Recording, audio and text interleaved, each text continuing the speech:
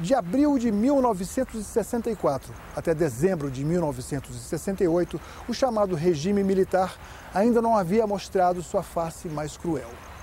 Com o aumento das tensões, crescia também a repressão. Os direitos individuais e coletivos valiam cada vez menos. No Congresso Nacional, vozes se levantavam em defesa da democracia, dentre elas a de Bernardo Cabral.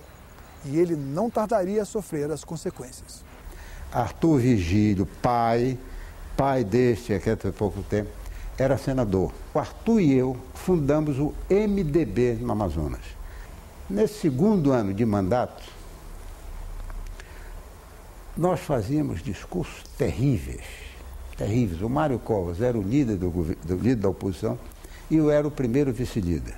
No dia que foi enviada a mensagem para a cassação do mandato do Márcio Moreira Alves, a Comissão de Constituição e Justiça se rebelou, foi para o plenário e eu fui o primeiro orador a ir defender o mandato do Márcio, dizendo que pela Constituição a opinião, voto, era inviolável, que não se confundisse a inviolabilidade com a imunidade parlamentar. E eu fui cassado pelo ato institucional número 5.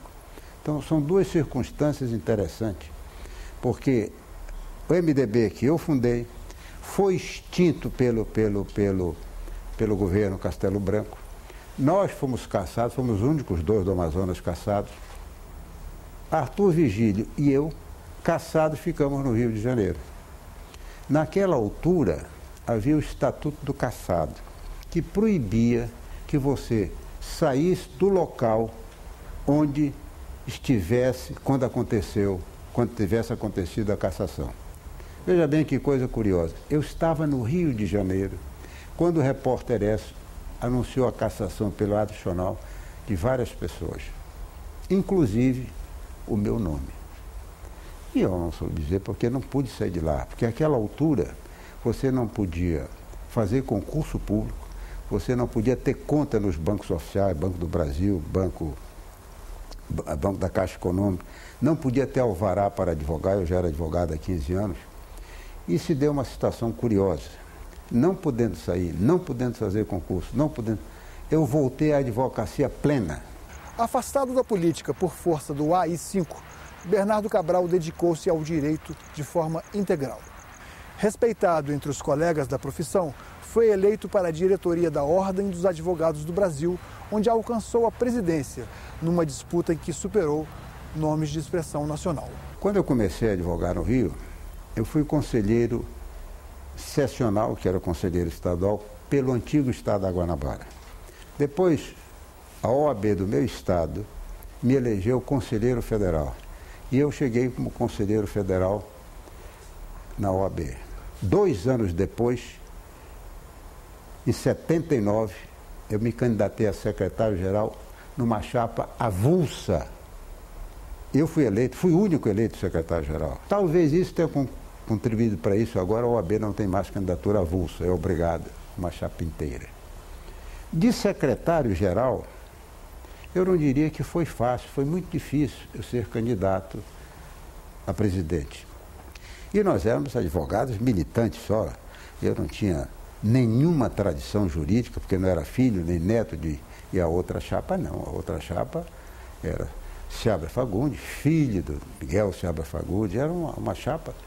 E eu consegui derrotar o Pertence com 70% da votação. E fui eleito. Logo no primeiro mês eu ganhei o grande prêmio dessa eleição. Foi a bomba do Rio Centro que estourou na minha gestão.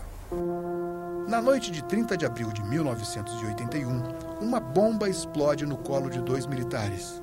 A poucos metros dali, no Rio Centro, milhares assistiam a um show em homenagem ao trabalhador. O presidente da OAB também seria ameaçado. Quando vieram me perguntar onde é que eu achava que era a origem dos quintais lá do Palácio do Planalto, e comecei a ser perseguido. Havia um tal de Comando Delta que telefonava, naquela altura não tinha bina para você identificar. A minha mulher recebia, e nós tínhamos uma netinha de 2 anos. Olha, vamos sequestrar a sua neta, vamos matar.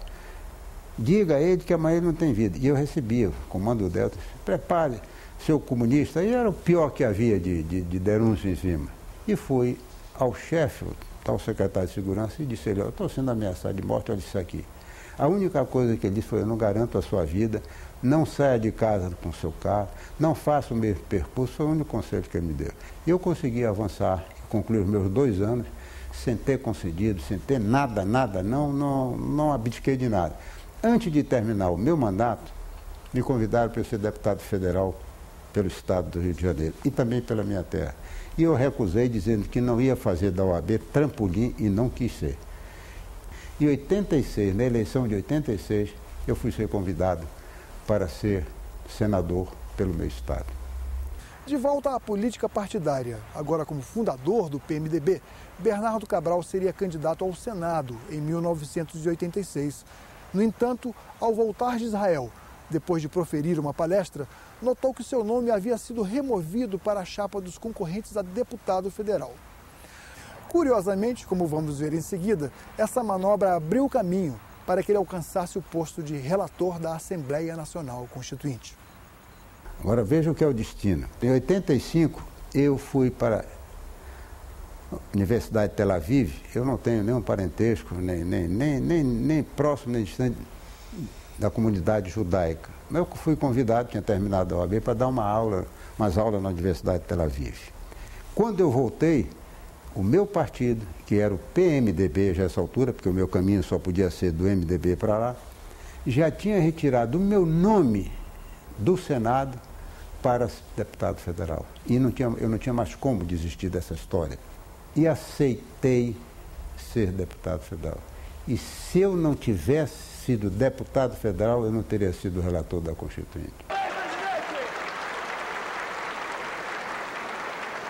Na Assembleia Nacional Constituinte, nós elegemos o Ulisses presidente e o Mário Covas líder da Constituinte. Mário senador a essa altura.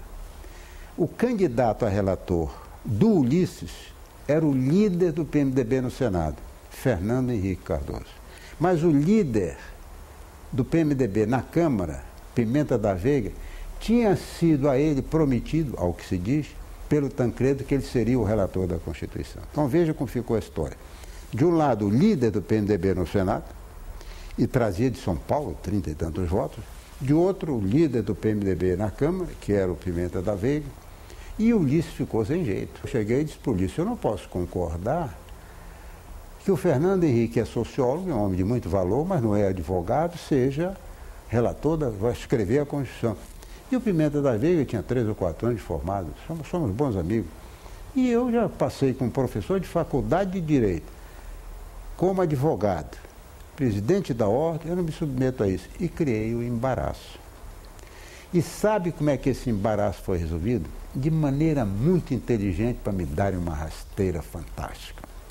O Amazonas só tinha três deputados do PMDB e fomos para o voto. No primeiro escrutínio, Pimenta da Veiga e eu empatamos e o Fernando Henrique foi eliminado. Agora veja o que é um homem sério como o Mário Covas. Antes da eleição, eu cheguei para o Mário e disse, Mário, eu sou candidato a relator. Eu fui teu primeiro vice-líder lá atrás, quando fomos caçados os dois. Dá para você me ajudar? Ele disse, não. Por uma razão simples, Bernardo. O Fernando Henrique é de São Paulo, é meu colega no Senado, e eu vou ter que votar nele.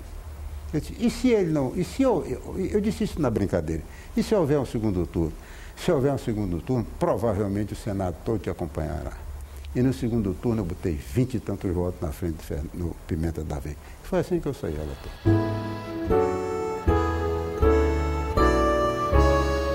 Eu devo lhe dizer o seguinte, um dos grandes desapontamentos que eu tenho na minha vida parlamentar é a aprovação da reforma agrária como foi feita na Assembleia Nacional Constituinte. Porque nós tínhamos feito um texto dizendo que o Instituto da Reforma Agrária, para a desapropriação, não podia ser aquele do Estatuto da Terra.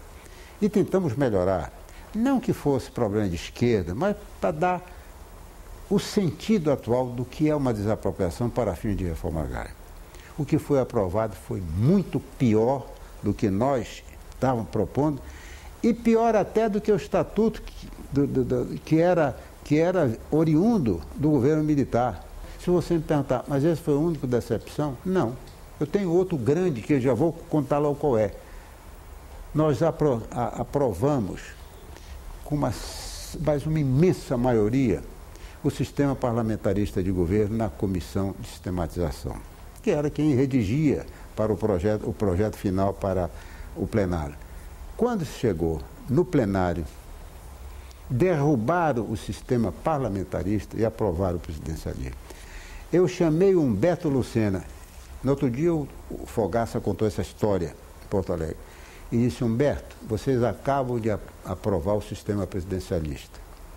Vocês vão se arrepender muito. Mas antes desse arrependimento, fiz assim mesmo, tira o Instituto da Medida Provisória do texto constitucional. Por quê? Porque medida provisória só pode conviver com o sistema parlamentarista de governo. Se vocês não retirarem, o presidente da República que for eleito vai ter mais poder do que qualquer dos ditadores militares que passaram agora, até pouco tempo.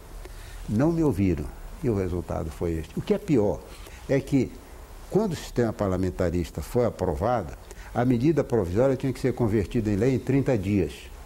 Não tendo sido aprovada, morria. Eles conseguiram, não sei a troco de quê, reeditar a medida provisória. E o que é mais grave, nessa reedição embutiam matéria que não tinha nada a ver com o texto oriundo da própria medida provisória. Quer dizer, isto ficou uma chamada mixórdia terrível, que quando me perguntam como é que se resolve hoje, extinguindo a medida provisória, só isso. No fundo, até o próprio Lula era parlamentarista. Foi presidencialista porque lhe convia, porque ele seria candidato a presidente da República. Ou seja, foi uma confluência de conveniência. Além dessa confluência de conveniência, houve outras conveniências, que aqui eu não posso entrar em pormenor porque não conheço, mas de troca de favores. E houve aquilo que o Roberto Cardoso Alves disse naquela altura, é dando que se recebe, que acabou com a oração de São Francisco de Assis.